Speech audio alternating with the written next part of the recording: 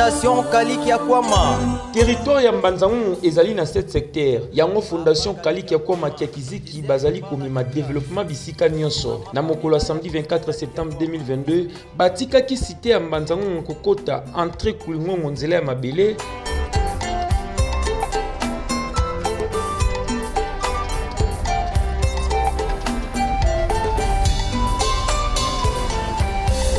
Kendaki kino na paroisse Notre-Dame et pa yoapi bakutanaki na père spirituel ya Fondation Kaliki Akwama Kiakiziki Abbé Jean-Marie Ndeko asalaki losambo na équipe oye kamami na coordination provinciale ya Alelu Tete territoriale ya Bienveni Bamfumu na mwangonga mokie batambolaki butu Kaliki Akwama tulinga yo tulinga kakoyo kati yo kenye mosika na biso mawa. Na avant midi ya dimanche 25 septembre 2022, ba visitaki centre de santé de référence de Tel Louvaka, ba kotaki na ba département nyonso, médecine interne, chirurgie, pédiatrie, maternité, bâtiment administratif, pe chantier oyo bazali kotonga po ete maternité pe ba département misusu ekoma awa.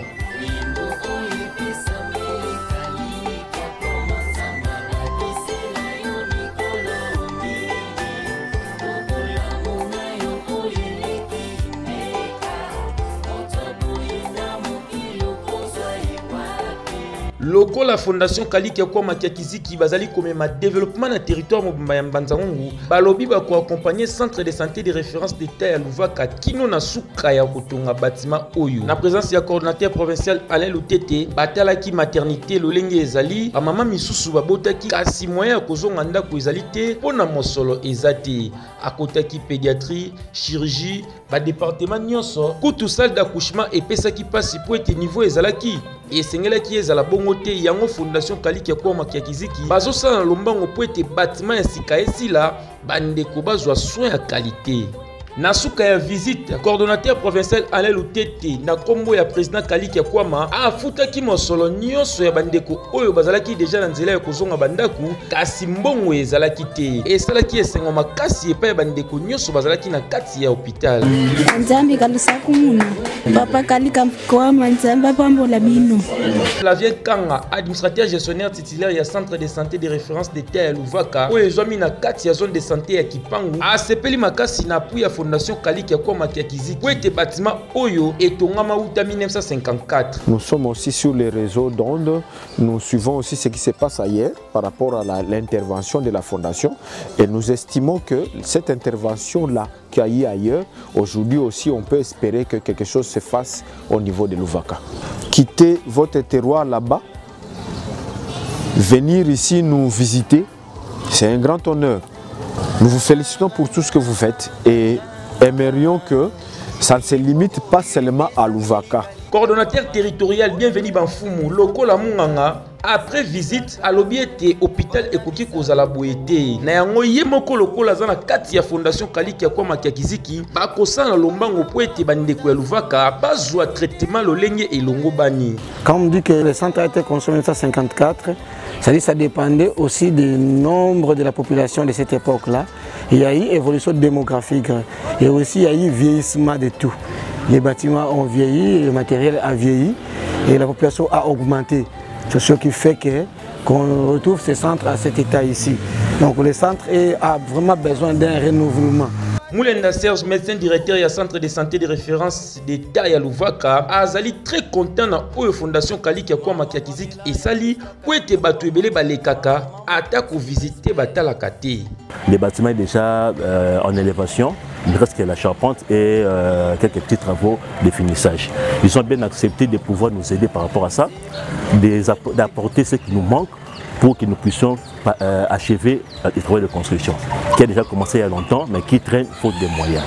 Alors, une fois le bâtiment fini, une fois le bâtiment remis entre les mains de la structure, ça sera aussi pour l'intérêt de la communauté.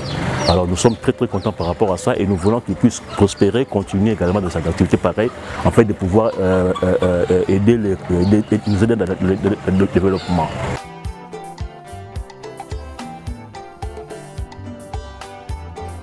bayaki kotala marché oyo esangisaka bandeko bautaka na bavillage ya misika kasi ata toilette moko ezalaka te bandeko bakotaka kaka bazamba ya penepene na kotala boye ezobenda bamaladi ebele esika bato bavandi. Fondation Kaliki Akwama Kiakiziki balobi non mpona santé ya bana ya territoire ya Mbanza-Ngungu bakotonga toilette publique po ete santé ezala kolongono. Kaliki Akwama bisotu la Fondation Kaliki Akwama bisotu Alamanda la Fondation Kaliki Akwama bisotu la Fondation Kaliki Akwama bisotu Balamanda la Fondation Kaliki Akwama. Bazwaki nzela ya mboba koma na groupement Kiende.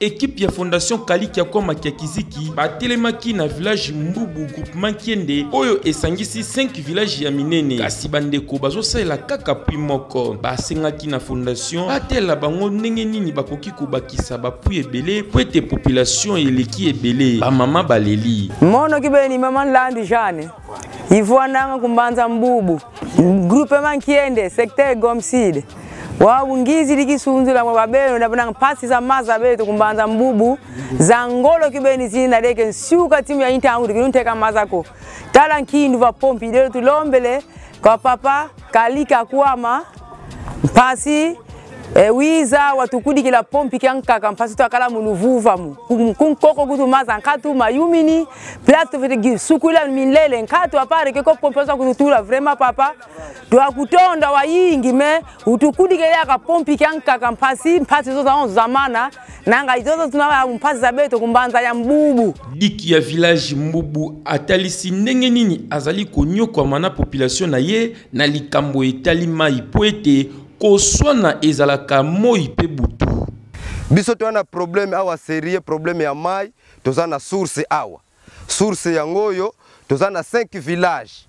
Oeza Mbanza tokolo Mbanza tozana 5 amo village tomelaka mai presque awa. 5 village wana bachela biso pompe moko ya mai. C'est ça le problème, population ezo kwa tenir te. Donc mai nandaku ezozanga pona ni suite ya air si désert ineto toka mai na pompe moko batupe mai ezo tenir te. Source yango yo ekaukaka. Yango tozo senga pana bino bobakisa biso ne fiske pompe moko na village o po eza grand village premier village eza munene na groupement Kiende. C'est Mbubu oyo. Kombo nanga kilanda moko pamuke. Fondation Kaliki Akwama Kiakiziki na coordonnateur provincial Ale Lukete na kotala ndenge bandeko bazomona pasi déjà asolaki na président ya fondation pona kozwa solution na lombango bandeko ya village Mbubu bazala na kimia. Ouais, tikita. Fondation Kaliki Akwama yangonde kotina mbanza toyebela tikita. Mon nom est Monsieur Diakousala Simba, membre ya COPA, ngina premier conseiller. Mon secteur à Gombeside, groupement Kiende, village Mbubu. En tout cas, tu y en parce que c'est la toute première fois nous tukutane ne bantu bampela yaye. Tuizidi kwa école tubasonge tunaza mudia avenir ya beto mosi yebana yebate kilo beta kutulana. En tout cas, tu y en ben. Yango eponi motote, eponi motoni pe ekolote, ozala muluba, ozala mukongo. Soyez les bienvenus. Ngungwaze jakato sude. Bazwaki nzela kokoma na groupement Kiende Mbanza Kiende awa esika bato bazalaki ebele tango bayokaki na musika Fondation Kaliki Akwama Kiakiziki ezomema développement basepelaki makasi na koyoka ba demande ya bandeko oyo bazali présent babetaki sete mingi likambo ya mai po ete bapui ezala bisika nyonso po ete population ekomi ebele pe ba jeune basengaki équipement sportif yango pe Fondation Kaliki Akwama Kiakiziki balobi ete bazo salisa ba tournoi na ba secteur nyonso bakopesa équipement na ba jeune ya Kiende pe lokola bazo sala na ba lieu nyonso public batalaki esika oyo bakoki kotonga toilette publique pona kokimisa toujours ba maladie musika ya bato bavandi. Chef de groupement ya Mbanza Kiende asepeli makasi na appui ya Fondation Kaliki Akwama Kiakiziki na esika oye azali kokamba. Mais en tout cas Kali Fondation Akwama en tout cas lelo za mukolo ya dimanche toyambi bino na ndenge moko malamu na makambo nyonso oyo tuboye nango biso pe to accepter yango biso pe to lobby pasi na biso oyo biso toza nango surtout likambo ya mai likambo ya WC public na makambo mususu ya mike ba équipe ya bal toza na deux équipes awo alors tozangi ba Varese na ba ballon alors vraiment yango kaka wana toza nango nanu lokola bandeko bautaki bipai na ba village ya pene coordinateur provincial Alain Lutete na kombo ya président Kaliki Akwama atikaki bandeko bongo te bafutelaki bango ba moto pe moya ya kolia ya komela ezalaki sur place po ete na mikolo ezali koya misala ekobanda deja na kati ya mbanza kiende fondation tellement toloba mingi te tokendaka mingi na ba acte par rapport ya maloba nazala mingi ya loba te na lobby tout simplement na document azela biso d'ici peu akomona biso tokozongela ye ebongo akobenga lisusu population na ye ndenge bafandi lelo pona to solo la pour la deuxième et peut-être la troisième, quatrième, cinquième fois koya. Mais pour l'instant, il n'y a pas de commentaires à faire. To monani bandeko ba moni biso pe to moni bandeko. To yoki ba posa na bango biso to kei. Soki lobi to zongi to bandi ata na posa moko ya mukie lobi kuna to ya osala pe posa ya munene. Tango fondation Kaliki Akwama basilisaki misala nyonso na kati ya secteur ya Gombe Sud nde bazwaki makolo kokoma na groupement Luvaka epai wapi bakutanaki na Abbé Philippe aselaki bango losambo ya kotika nzela nyonso na maboko ya Nzambe. 29 septembre 2022, coordinateur provincial Alain Lutete azalaki na village Kinkoni école Kimbangiste. C'est ça construite avec le fonds de la fondation Kaliki Akwama Kiakizik. Un chef contrôle toujours. Voilà, je suis passé pour voir comment se effectuer les travaux. Et bien voilà, les travaux sont là. Il ne nous reste plus que de portes, de fenêtres. Mais sinon, tout est OK. Regardez de l'autre côté. Avant, les enfants étudiaient dans ces bâtiments-là que vous voyez.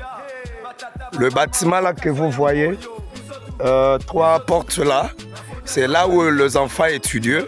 Mais na boka cité ya fondation, voilà, un nouveau bâtiment pour na bana ya école Kimbangiste ya Kinkoni. Et village Vilou, nyonso eza na kati ya secteur ya Ntimanti.